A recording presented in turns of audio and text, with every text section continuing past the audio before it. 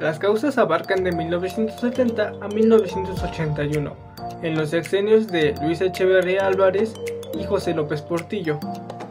En estos sexenios, el modelo ICI está en crisis, por lo tanto se decide optar por el modelo de política neoliberal.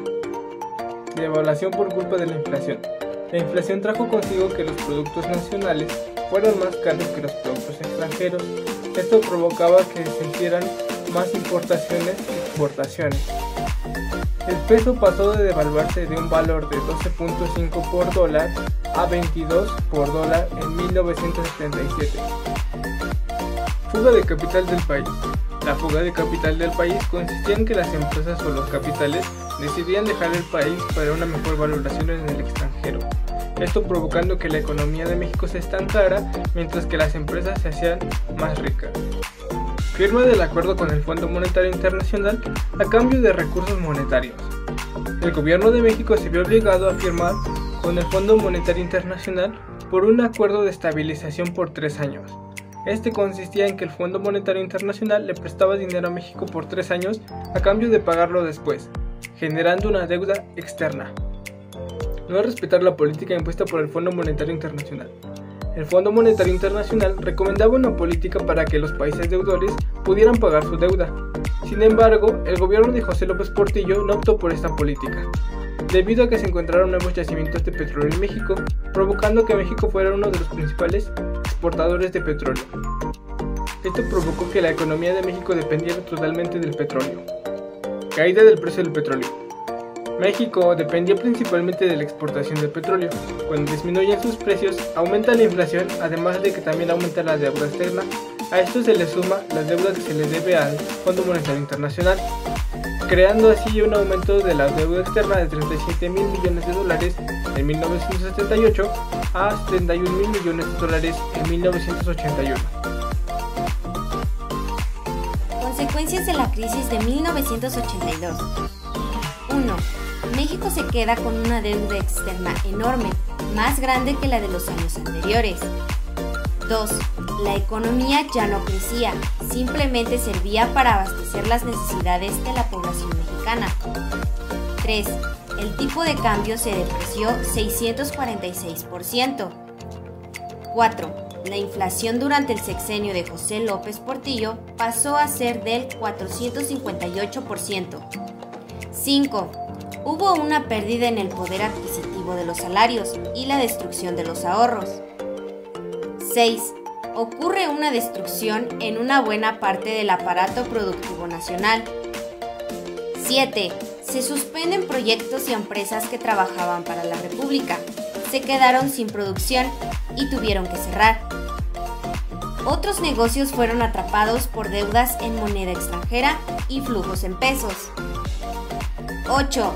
Las caídas del Producto Interno Bruto absoluto y el Producto Interno Bruto per cápita fueron muy considerables. El crecimiento de la economía nacional en todo el sexenio fue de solamente 1.89% y se dieron dos fuertes caídas, en 1983 de menos 3.49% y en 1986 de menos 3.08%. El Producto Interno Bruto per cápita, que había caído a $2.131 en 1982, volvió a caer hasta $2.067 en 1987. 9. El gobierno mexicano se vio obligado en noviembre de 1982 a firmar una nueva carta de intención con el FMI, que comprometía al futuro gobierno de Miguel de la Madrid, que tomaría posesión el 1 de diciembre de ese año, a aplicar un severo programa de austeridad para reducir drásticamente el déficit fiscal, y también imponía al gobierno mexicano reformas a la Constitución para privatizar empresas públicas y a abrir la economía al mercado mundial, a mantener bajos los salarios y a disminuir los gastos públicos en los terrenos sociales. Es decir, impulsar una política distinta a la que se había llevado a cabo anteriormente. Una política económica de tipo neoliberal. Datos nacionales. El periodo de 1970 a 1982, que abarca el gobierno de Luis Echeverría Álvarez y de José López Portillo, es una etapa en la que el modelo de industrialización por sustitución de importaciones en México entra en crisis y se da el cambio al modelo de políticas neoliberales. En 1977, López Portillo establece un acuerdo con el Fondo Monetario Internacional, comprometiéndose a limitar el endeudamiento público, reducir el medio circulante, restringir el gasto público, fijar topes a los aumentos salariales, liberar el comercio exterior y limitar el crecimiento del sector paraestatal de la economía. Solo durante un año el gobierno mexicano cumplió con este pacto, pues con el descubrimiento de los yacimientos petroleros, la política económica sufrió considerables modificaciones. Por ejemplo, en el rubro de las inversiones, el Estado orientó sus esfuerzos a la construcción de una infraestructura petrolera. Con la mina de oro que representó el petróleo para México, el gobierno creyó haber encontrado el fin de las penurias económicas. Al menos así lo reflejó el intenso crecimiento económico que se experimentó a partir de 1978 y que duró hasta los inicios de la década de los 80. Datos internacionales.